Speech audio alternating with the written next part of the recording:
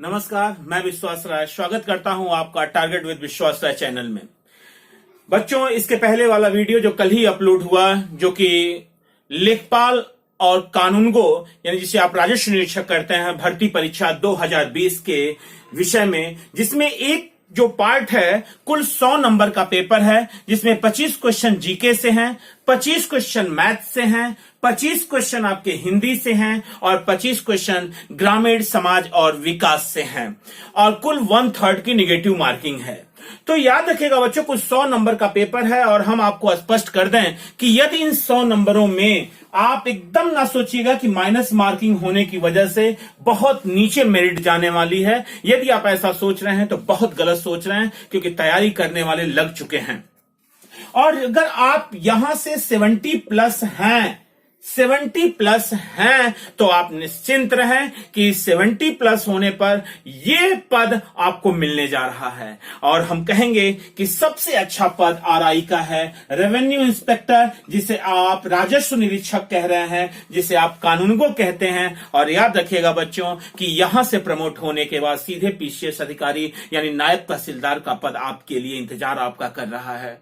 यानी अब लक्ष्य, तो जब लक्ष्य ही लेना है तो लक्ष्य को प्योर 100% क्यों ना कमिट किया जाए ताकि वो लक्ष्य हमें मिल सके।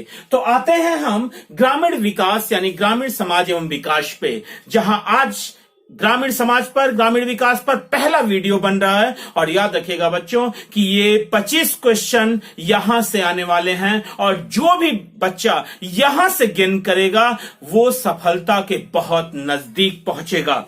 यानी अगर हम देखें तो ग्रामीण समाज और विकास में जो पहला चैप्टर हम चुनने वाले हैं वो पहला चैप्टर है कि पंचायती राज व्यवस्था। पंचायती राज व्यवस्था, पंचायती राज व्यवस्था, पंचायती राज व्यवस्था यानी पंचायत। तो पंचायती राज व्यवस्था आप चुन रहे हैं अपना पहला चैप्टर। और याद रखिएगा, आज ही हम आपसे कहते हैं कि 100% आपको हम ये यकीन दिलाना चाहते हैं कि यहां से प्रश्न ग्रामीण विकास, ग्रामीण समाज में यहां से प्रश्न आएगा। और एक प्रश्न नहीं आएंगे, कम से कम इनकी क्वेश्चनों की संख्या 5+ होगी, यानी 5 से ज्यादा क्वेश्चन आपको यहां से मिलेंगे। आप पेपर एनालिसिस कर सकते हैं। यानी पंचायती राज व्यवस्था पे अगर हम बात करें तो बच्चों याद रखिएगा कि चोल साम्राज्य यानी पंचायती राज व्यवस्था को अगर हम स्थानीय स्वशासन, लोकल गवर्नमेंट के रूप में लें, और वाकई लोकल गवर्नमेंट है भी, तो स्थानीय स्वशासन जो है, स्थानीय स्वशासन चोल साम्राज्य की देन है। चोल साम्राज्य की देन है। क्वेश्चन पूछता है और बहुत बार क्वेश्चन पूछता है कि स्थानीय स्वशासन का पहला प्रमाण हमें कहां मिलता है। तो याद रखिएगा बच्चों, स्थानीय स्वशासन चोल साम्राज्य की एक विशेषता मानी जाती है। आपका आंसर चोल साम्राज्य होगा। लेकिन यदि यहीं पर हम देखें वर्तमान में, यानी अगर मॉडर्न आधुनिक को देखें, तो 1882 में स्थानीय स्वशासन के लिए एक प्रस्ताव आया था। 1882 में स्थानीय स्वशासन के लिए, स्थानीय स्वशासन के लिए एक प्रस्ताव आया और ये प्रस्ताव लाने वाला व्यक्ति था लॉर्ड रिपन। तो नाम मत भूलिएगा बच्चों, लॉर्ड रिपन स्थानीय स्वशासन का जनक कहा जाता है। और कितनी बार क्वेश्चन पूछा, हम आपसे अब इस बारे में चर्चा ना करने वाले, क्योंकि अधिकतर का क्वेश्चन यही पूछा कि स्थानीय स्वशासन का जनक किसे कहते हैं। तो याद रखिएगा बच्चों, जो लॉर्ड रिपन है इसी को हम स्थानीय स्वशासन का जनक कहते हैं। स्थानीय स्वशासन का जनक कहते हैं, स्थानीय स्वशासन का जनक कहते हैं। लॉर्ड रिपन को ही हम स्थानीय स्वशासन का जनक कहते हैं। और 1882 में स्थानीय स्वशासन के लिए एक प्रस्ताव इसने लाया था। फ्लोरेंस नाइटिंगेल एक थिंकर है बच्चों, याद रखिएगा, फ्लोरेंस नाइटिंगेल। ये भी क्वेश्चन पूछा, फ्लोरेंस नाइटिंगेल एक विचारक है, उसने लॉर्ड रिपन को भारत के उद्धारक की संज्ञा दी। भारत के उद्धारक की संज्ञा दी। उद्धारक, भारत के उद्धारक की संज्ञा दी। क्वेश्चन पूछता है कि भारत के उद्धारक किसे कहा गया है, भारत के उद्धारक की संज्ञा किसे दी गई है, तो आप कहते हैं कि भारत के उद्धारक की संज्ञा लॉर्ड रिपन को दी गई है। और इस उद्धारक की संज्ञा किसने दी है, तो आप कहते हैं कि भारत के उद्धारक की संज्ञा फ्लोरेंस नाइटिंगेल ने दिया हुआ है। तो लॉर्ड रिपन से इतने ही क्वेश्चन बनते हैं बच्चों कि स्थानीय स्वशासन का सबसे पहला हमें प्रमाण कहां मिलता है, तो चोल साम्राज्य में मिलता है। और 1882 में लॉर्ड रिपन ने स्थानीय स्वशासन के लिए एक प्रस्ताव लाया था, इसीलिए लॉर्ड रिपन को स्थानीय स्वशासन का जनक कहते हैं। और फ्लोरेंस नाइटिंगेल ने इसे लॉर्ड रिपन को भारत के उद्धारक की संज्ञा दी है, भारत के उद्धारक की संज्ञा दी है। इतनी बातें। और एक चीज और याद रखिएगा बच्चों, अगर आप स्क्रीनशॉट लेना चाहें तो आप इसका स्क्रीनशॉट ले सकते हैं। ग्रामीण समाज और विकास में पंचायती राज व्यवस्था बहुत ही महत्वपूर्ण चैप्टर आते हैं। 1907 में एक शाही आयोग आया था बच्चों, याद रखिएगा। 1907 में स्थानीय स्वशासन की जांच करने के लिए, स्थानीय स्वशासन की जांच करने के लिए, स्थानीय स्वशासन की जांच करने के लिए, स्थानीय स्वशासन की जांच करने के लिए 1907 में करने के लिए, याद रखिएगा बच्चों, 1907 में एक आयोग निर्धारित किया गया। इसे हम हॉब हाउस यानी CEH हॉब हाउस आयोग, शाही आयोग या राजकीय विकेंद्रीकरण आयोग कहते हैं। तो 1907 में राजकीय विकेंद्रीकरण आयोग, राजकीय विकेंद्रीकरण आयोग, राजकीय विकेंद्रीकरण आयोग, हमें आशा है कि आप इसे समझ रहे होंगे। अगर आपसे पूछता है कि राजकीय विकेंद्रीकरण आयोग, आप इसी आयोग को आप शाही आयोग भी कहते हैं, शाही आयोग, इसी आयोग को आप शाही आयोग भी कहते हैं। और याद रखिएगा, इसके जो अध्यक्ष थे, इस आयोग के जो अध्यक्ष हैं वो हैं CEH hob house, CEH hob house. याद रखिएगा बच्चों, जो इसके अध्यक्ष हैं CEH हॉब हाउस हैं। क्वेश्चन पूछता है कि शाही आयोग का गठन कब किया गया, 1907 में। क्वेश्चन पूछता है शाही आयोग या राजकीय विकेंद्रीकरण आयोग का अध्यक्ष कौन था, CEH हॉब हाउस थे। और इन किस पर, वो विषय क्या था, तो स्थानीय स्वशासन की जांच के लिए। तो क्वेश्चन याद रखिएगा, राजकीय विकेंद्रीकरण आयोग के अध्यक्ष थे CEH हॉब हाउस। आप पढ़ रहे हैं ग्रामीण समाज और विकास, उसमें आपने आज पहला वीडियो बन रहा है और पहला चैप्टर लिया है पंचायती राज व्यवस्था से, पंचायती राज व्यवस्था से। और यहीं पर याद रखिएगा एक चीज बच्चों कि 2 अक्टूबर, याद रखिएगा 2 अक्टूबर 1952 को पंडित जवाहरलाल नेहरू ने सामुदायिक विकास कार्यक्रम की शुरुआत की। तो यह भी याद रखिएगा कि सामुदायिक विकास कार्यक्रम, कई बार क्वेश्चन पूछा गया है, सामुदायिक विकास कार्यक्रम जो कि पंचायती राज व्यवस्था से संबंधित है। सामुदायिक विकास कार्यक्रम यानी ये इसकी डेट है बच्चों 2 अक्टूबर 1952, 2 अक्टूबर 1952 पंडित जवाहरलाल नेहरू द्वारा, जो कि हमारे निवर्तमान प्रधानमंत्री थे। यानी सामुदायिक विकास कार्यक्रम कब स्टार्ट किया गया, कई बार क्वेश्चन पूछा है, तो आपका आंसर होता है 2 अक्टूबर 1952। याद रखिएगा बच्चों, इस पंचायती राज व्यवस्था में समय समय पर बहुत सारी समितियों का गठन भी किया गया, जिसमें सबसे महत्वपूर्ण समिति बलवंत राय मेहता समिति थी, जिन्हें हम पंचायती राज व्यवस्था का वास्तुकार एवं शिल्पीकार भी कहते हैं। पंचायती राज व्यवस्था का वास्तुकार एवं शिल्पीकार भी कहते हैं। 1956 में, याद रखिएगा बच्चों, अगर इसे चाहें तो आप इसका स्क्रीनशॉट ले सकते हैं। एक क्वेश्चन यहां से पक्का होगा कि स्थानीय स्वशासन की जांच करने के लिए राजकीय विकेंद्रीकरण आयोग का अध्यक्ष कौन था, CEH हॉब हाउस, शाही आयोग कहते हैं, 1907 में गठित हुआ। और सामुदायिक विकास कार्यक्रम 2 अक्टूबर 1952 को आया, 2 अक्टूबर 1952 को आया। आते टॉपिक पे, हम पहली समिति लेते हैं बच्चों, याद रखिएगा, बलवंत राय मेहता समिति। बलवंत राय, बहुत ही महत्वपूर्ण समिति, बलवंत राय मेहता समिति, बलवंत राय मेहता समिति। और बच्चों अब आप यहां ध्यान दीजिएगा 1956 में ये कमेटी गठित की गई और 1957 में इसने अपनी रिपोर्ट भारत सरकार को सौंप दी। यानी 1956 में ये गठित हुई और 1957 में इसने अपना प्रतिवेदन दिया। और याद रखिएगा बच्चों कि बलवंत राय मेहता समिति को ही हम पंचायती राज व्यवस्था का पंचायती राज व्यवस्था का वास्तुकार एवं शिल्पी कहते हैं। वास्तुकार एवं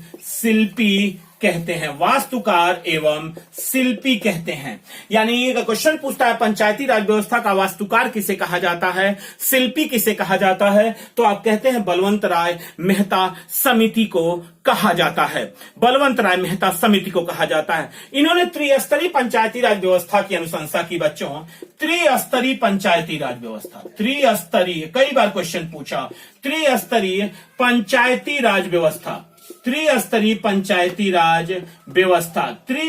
पंचायती राज व्यवस्था की अनुशंसा की है। क्वेश्चन पूछता है त्रिस्तरीय पंचायती राज व्यवस्था की अनुशंसा किस समिति ने की है, आपका आंसर होता है बलवंत राय मेहता समिति ने किया हुआ है। ये त्रिस्तरीय पंचायती राज व्यवस्था में ग्राम स्तर पर ग्राम पंचायत, याद रखिएगा बच्चों ये पूछेगा आपसे, ग्राम स्तर पर ग्राम पंचायत और दूसरा प्रखंड स्तर पर पंचायत समिति, प्रखंड स्तर पर पंचायत समिति और जिला स्तर पर जिला परिषद, जिला परिषद। यानी तीन, याद रखिएगा बच्चों बहुत ही महत्वपूर्ण क्वेश्चन है कि त्रिस्तरीय पंचायती राज व्यवस्था की अनुशंसा किसने किया, बलवंत राय मेहता समिति ने किया था त्रिस्तरीय पंचायती राज व्यवस्था। ये त्रिस्तरीय पंचायती राज व्यवस्था क्या है, तो ग्राम स्तर पर ग्राम पंचायत, प्रखंड स्तर पर पंचायत समिति या आप कह सकते हैं पंचायत परिषद, जिला स्तर पर जिला परिषद का गठन किया गया, जिला स्तर पर जिला परिषद का गठन किया गया। एक चीज और याद रखिएगा बच्चों, बहुत ही महत्वपूर्ण हम आपको बताने जा रहे हैं।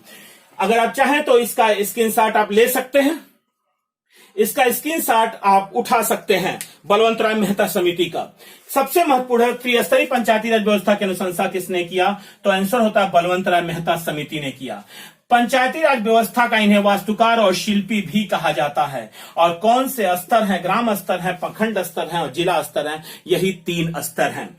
इनकी बलवंत राय मेहता समिति की अनुशंसाओं को भारत सरकार ने स्वीकार कर लिया, और 2 अक्टूबर 1959 को, याद रखिएगा बच्चों, 2 अक्टूबर 1959 को राजस्थान के नागौर जिले में, राजस्थान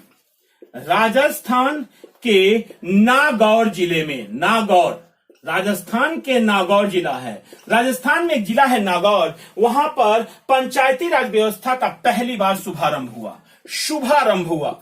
पंचायती, क्वेश्चन पूछता है पंचायती राज व्यवस्था सर्वप्रथम कहां पर आई, तो 2 अक्टूबर 1959 को राजस्थान के नागौर जिले में आई है बच्चों, याद रखिएगा। और इस नागौर जिले में एक गांव है बगदरी गांव, तो ये याद रखिएगा, बहुत ही महत्वपूर्ण क्वेश्चन पूछा गया, क्वेश्चन बगदरी गांव। यानी बगदरी गांव में राजस्थान में 2 अक्टूबर 1959 को आया, 11 अक्टूबर 1959 यानी 9 दिन बाद ही ये आंध्र प्रदेश में आया। पंचायती राज व्यवस्था आंध्र प्रदेश में लागू कर दी गई। तो क्रम याद रखिएगा बच्चों, 2 अक्टूबर 1959 को राजस्थान में, 11 अक्टूबर 1959 को आपके आंध्र प्रदेश में, और 1960 में असोम, तमिलनाडु और कर्नाटक, 1960 में असोम, तमिलनाडु, कर्नाटक, असोम, तमिलनाडु, कर्नाटक। 1962 में महाराष्ट्र,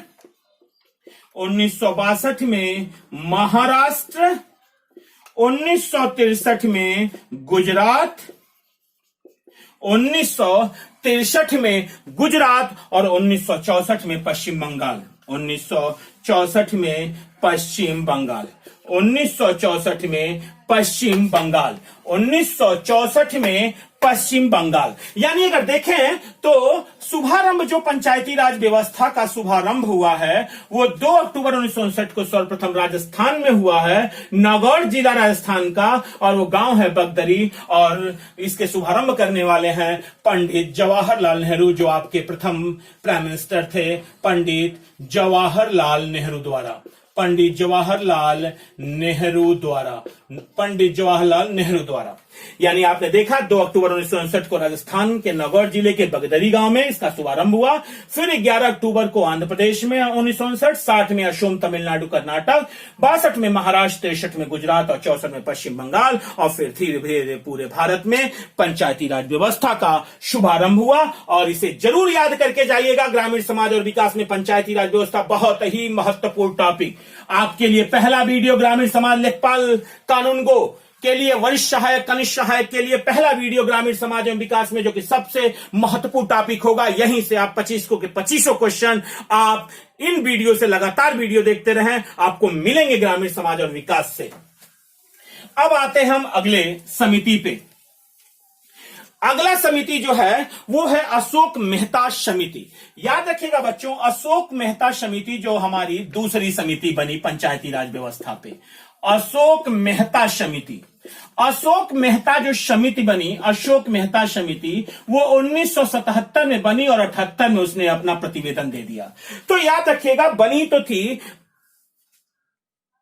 हमारे प्रधानमंत्री श्रीमती इंदिरा गांधी द्वारा, और जब इसने अपना प्रतिवेदन दिया उस समय कांग्रेस की सरकार गिर चुकी थी और मोरारजी देसाई के नेतृत्व में जनता दल की सरकार आ चुकी थी, और मोरारजी देसाई ने अशोक मेहता समिति के सभी अनुशंसाओं को अस्वीकार कर दिया। यानी अशोक मेहता समिति की अनुशंसाओं, रिकमेंडेशन को भारत सरकार ने नहीं माना। और एक बात याद रखिएगा बच्चों, इस समिति में कुल 13 सदस्य थे। पूछा गया क्वेश्चन है, इस समिति में कुल 13 सदस्य थे। अशोक मेहता समिति में कुल 13 सदस्य थे, और इसने जो अपना प्रतिवेदन दिया था वो प्रतिवेदन था द्विस्तरीय पंचायती राज व्यवस्था।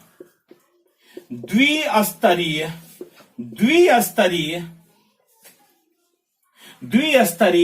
पंचायती राज व्यवस्था, पंचायती राज, द्विस्तरीय पंचायती राज व्यवस्था। यानी इसने कहा कि 3 स्तर नहीं होने चाहिए। यानी इन्होंने कहा कि सबसे पहले तो ग्राम स्तर पर ग्राम पंचायत और प्रखंड स्तर पर पंचायत समिति को समाप्त कर दिया जाए, और 2 को रखा जाए। उन्होंने कहा था पहला रखा जाए जिला स्तर पर जिला परिषद को, जिला स्तर पर जिला परिषद को, और दूसरा उन्होंने कहा मंडल स्तर पर मंडल पंचायत, मंडल स्तर पर मंडल पंचायत। यानी क्वेश्चन पूछता है द्विस्तरीय पंचायती राज व्यवस्था, द्विस्तरीय पंचायती राज व्यवस्था किसकी अनुशंसा, किसने किया था? तो आप कहते हैं अशोक मेहता समिति ने किया था। वो 2 स्तर कौन कौन से थे? तो आंसर होगा जिला स्तर पर जिला परिषद और मंडल स्तर पर मंडल पंचायत। अशोक मेहता समिति में कितने सदस्य थे? आपका आंसर होगा अशोक मेहता समिति में 13 सदस्य थे, और इसका एक अनुशंसा इस अशोक मेहता समिति की और थी बच्चों, और वो अनुशंसा थी कि राजनीतिक दल पर चुनाव हो। यानी राजनीतिक दलों को चुनाव लड़ना चाहिए, राजनीतिक दलों को चुनाव लड़ना चाहिए। यानी वो कहना चाहता था कि जो पंचायती राज व्यवस्था है यानी पंचायत है, इनमें राजनीतिक दलों को भी पार्टिसिपेट करना चाहिए, और इसे भारत सरकार ने इसकी सभी अनुशंसाओं को अस्वीकार कर दिया। आप चाहें तो यहां आप स्क्रीनशॉट ले सकते हैं। एक भी क्वेश्चन अशोक मेहता समिति से बाहर नहीं जाएगा। अब आते हैं हम अगले अपने समिति पे। अगली समिति है डॉक्टर पी.वी. के राव समिति। Doctor PV.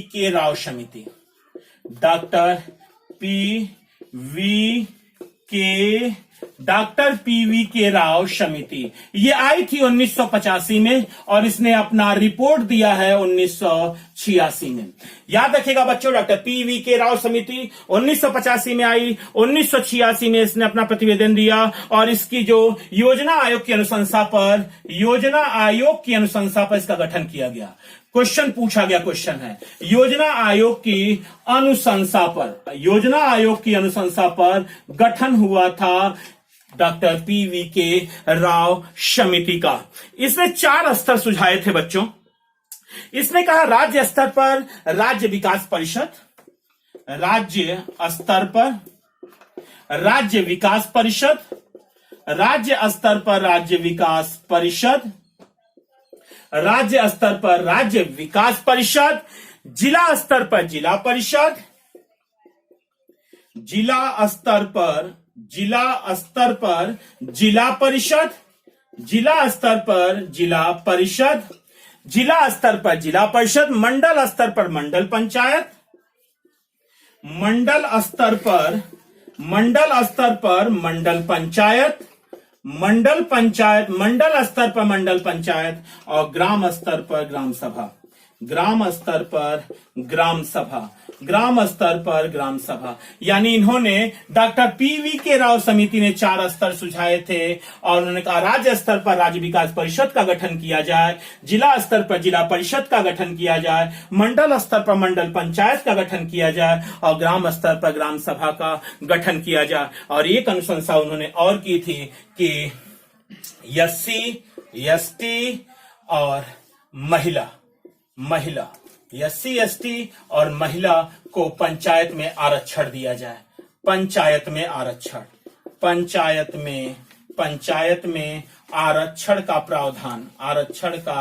प्रावधान किया जाए। इनका रिकमेंडेशन ये भी था प्रावधान किया जाए, लेकिन याद रखिएगा बच्चों इस समिति की अनुशंसाओं को भी भारत सरकार ने स्वीकार कर दिया। यानी डॉक्टर पीवी के राव समिति 85 में गठन, 86 में रिपोर्ट, योजना आयोग की अनुशंसा पर राज्य स्तर पर राज्य विकास परिषद, जिला स्तर पर जिला परिषद, मंडल स्तर पर मंडल पंचायत, ग्राम स्तर पर ग्राम सभा और SC, ST और महिला के लिए पंचायत में आरक्षण के प्रावधान की विषयवार क्वेश्चन पूछेगा तो डॉक्टर पीवी के राव समिति होगा। आप चाहें तो इसका स्क्रीनशॉट ले सकते हैं और लगातार नोट्स बनाते रहिए। ग्रामीण समाज एवं विकास पे पहला चैप्टर उठा हुआ है, पंचायती राज व्यवस्था, जो सबसे महत्वपूर्ण टॉपिक है, सबसे महत्वपूर्ण टॉपिक।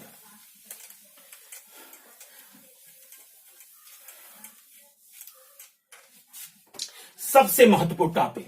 अब अगले पे आते हैं और अगला जो समिति है वो समिति आपने नाम सुना होगा डॉक्टर LM सिंघवी समिति। डॉक्टर LM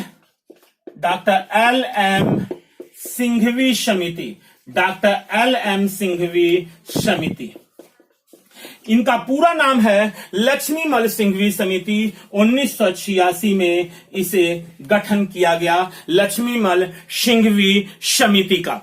और याद रखिएगा बच्चों यही लक्ष्मीमल सिंघवी हैं, हम आपको पढ़ाएंगे भारतीय राज्य व्यवस्था में भी और जीके में भी था स्वीडन में। और इसी एम्बुड्समैन का नाम भारत में लोकपाल और लोकायुक्त जो शब्द दिया गया था वो शब्द था डॉक्टर LM सिंघवी का। यानी डॉक्टर LM सिंघवी लक्ष्मीमल सिंघवी समिति जो है उन्होंने ही लोकपाल और लोकायुक्त शब्द दिया था और ग्रामीण परिवेश के लिए भी, ग्रामीण समाज के लिए भी, पंचायती राज व्यवस्था के लिए इस समिति का गठन किया गया था। इनका कहना था कि सबसे पहले तो पंचायती राज को संवैधानिक मान्यता दिया जाए, पंचायती राज को संवैधानिक मान्यता प्रदान किया जाए, संवैधानिक मान्यता प्रदान किया जाए, संवैधानिक मान्यता दी जाए। सबसे पहला इनका था कि सबसे पहले पंचायती राज व्यवस्था को संवैधानिक मान्यता दिया जाए और दूसरा गैर दलीय आधार पर चुनाव हो। दूसरा था कि जो पंचायत का चुनाव हो गैर दलीय हो, यानी यहां पर पार्टी बेसिस पे चुनाव ना हो, गैर दलीय चुनाव हो, गैर दलीय चुनाव हो। और सबसे महत्वपूर्ण बात कि न्याय पंचायत की स्थापना की जाए, न्याय पंचायत की स्थापना किया जाए, न्याय पंचायत की स्थापना। अगर इतना क्वेश्चन पूछता है बच्चों तो याद रखिएगा इन तीनों का एक ही आंसर होगा डॉक्टर LM सिंघवी समिति, लक्ष्मीमल सिंघवी समिति। पंचायती राज व्यवस्था को संवैधानिक मान्यता दी जाए, गैर दलीय चुनाव लड़े जाएं और न्याय पंचायत की स्थापना किया जाए। बहुत ही महत्वपूर्ण लक्ष्मीमल सिंघवी समिति। चाहे तो स्क्रीनशॉट लें। और लास्ट जो समिति है, लास्ट समिति जो पंचायती राज व्यवस्था पे आई है, वो लास्ट समिति जो है 5वीं समिति, वो है पी के थुंगल समिति, पी के थुंगन समिति, पी के थुंगन समिति, पी के थुंगन समिति। ये जो समिति आई है वो पंचायती राज व्यवस्था पर आई है बच्चों, और याद रखिएगा इसी के तहत पहला अगर हम देखें कि पंचायती राज व्यवस्था को संवैधानिक मान्यता मिली, पंचायती राज व्यवस्था को संवैधानिक मान्यता दी गई, संवैधानिक मान्यता दी गई, संवैधानिक मान्यता दी गई, संवैधानिक मान्यता दी गई। और एक बात याद रखिएगा बच्चों कि 64वां संविधान संशोधन जो था, 64वां 64 अमेंडमेंट एक्ट, 64वां संविधान संशोधन जो था वो इसी के कहने पे लाया गया था, पंचायती राज व्यवस्था से संबंधित था। और जो प्राइम मिनिस्टर थे उस समय वो प्राइम मिनिस्टर राजीव गांधी थे, स्वर्गीय राजीव गांधी भारत के प्राइम मिनिस्टर थे। और 64वां संविधान सभा लोकसभा में तो पारित हो गया, लोकसभा में पारित, राज्यसभा रिजेक्ट कर दिया, राज्यसभा ने रिजेक्ट कर दिया और 64वां संविधान संशोधन पारित नहीं हो पाया, जिसके कारण 73वां और 74वां संविधान संशोधन लाया गया और इसके तहत पंचायती राज व्यवस्था को संवैधानिक मान्यता दी गई और भारतीय संविधान में 11वीं अनुसूची और 12वीं अनुसूची जोड़ी गई। तो अगला वीडियो पंचायती राज व्यवस्था जो 73वां और 74वां संविधान संशोधन से होगा वो अगले वीडियो में हम आएंगे और आशा करेंगे कि पहले की तरह इस वीडियो में भी आपका प्यार मिलेगा। आप इस चैनल को जरूर सब्सक्राइब करेंगे ताकि लगातार आपके पास ये वीडियो जा सके, और बेल बटन दबाना एकदम ना भूलें। और ये ग्रामीण समाज एवं विकास पर पहला वीडियो था जो कि पंचायती राज व्यवस्था से था, और आपका कहना था कि जल्द से जल्द वीडियो लाया जाए, तो आपके पास अब वीडियो जाने चालू हो चुके हैं। तो अगले वीडियो में पुनः मुलाकात होगी, तब तक के लिए जय हिंद।